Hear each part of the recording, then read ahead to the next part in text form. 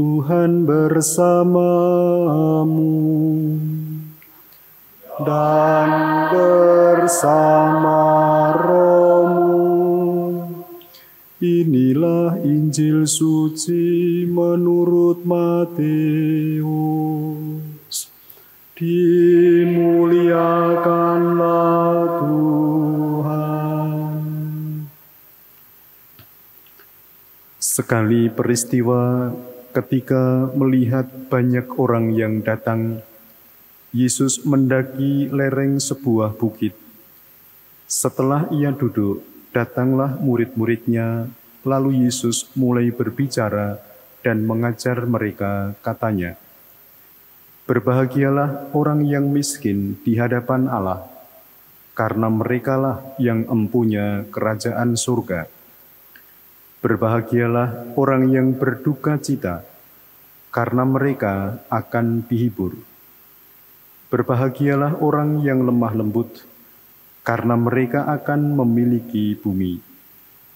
Berbahagialah orang yang lapar dan haus akan kebenaran, karena mereka akan dipuaskan.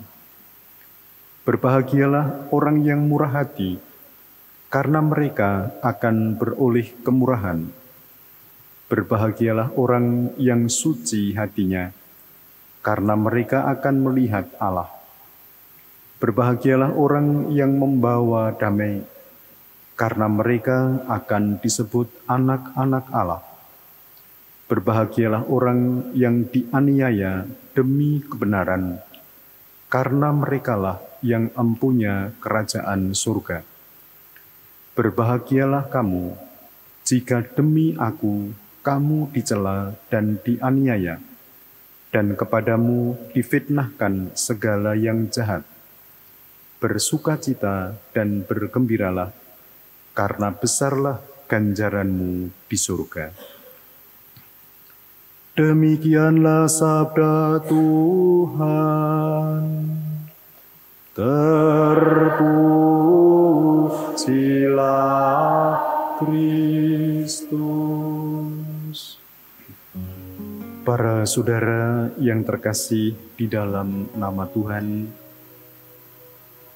panggilan menuju ke kekudusan diberikan oleh Allah kepada setiap orang beriman. Yang memanggil adalah Allah. Yang diberi kesempatan untuk hidup kudus adalah kita manusia. Untuk menjadi kudus, orang tidak harus menjadi uskup. Orang tidak harus menjadi imam, orang tidak harus menjadi bruder atau suster. Tetapi lewat dan di dalam panggilan hidup kita masing-masing, kita bisa menjadi kudus. Kudus yang dimaksudkan adalah hidup di dalam dan bersama dengan Allah. Dampak dari upaya hidup di dalam dan bersama dengan Allah itu damai sejahtera, sukacita bagi siapapun yang menjadi partner hidup kita. Tanpa terkecuali, semua orang merasa bergembira oleh karena keberadaannya bersama dengan kita. Kalau kita mencoba melihat sejarah atau pengalaman hidup orang-orang kudus, mereka pada awalnya tidak pernah bercita-cita untuk kemudian ditetapkan sebagai orang kudus. Mereka menjalani hidup seturut dengan panggilan hidup mereka masing-masing. Di dalam hidupnya, mereka senantiasa berjuang untuk menghadirkan Tuhan, dan mereka berupaya agar orang-orang yang mengalami hidup bersamanya bersukacita bersama dengan mereka dan bersukacita di dalam Tuhan. Para saudara yang terkasih, apa yang kita dengarkan di dalam kutipan bacaan Injil, khotbah di bukit, yang ditulis oleh Santo Matius ini tadi memberikan suatu peneguhan kepada kita semua bahwa kita oleh Tuhan disebut sebagai orang-orang yang berbahagia.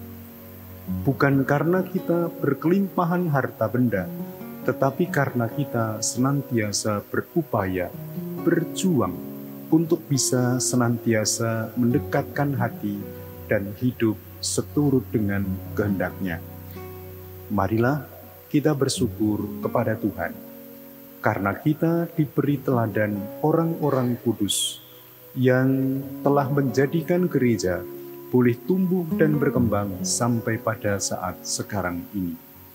Kita dipanggil untuk meneruskan estafet itu, biar gereja senantiasa jaya, kerajaannya berdiri tegak di mana-mana.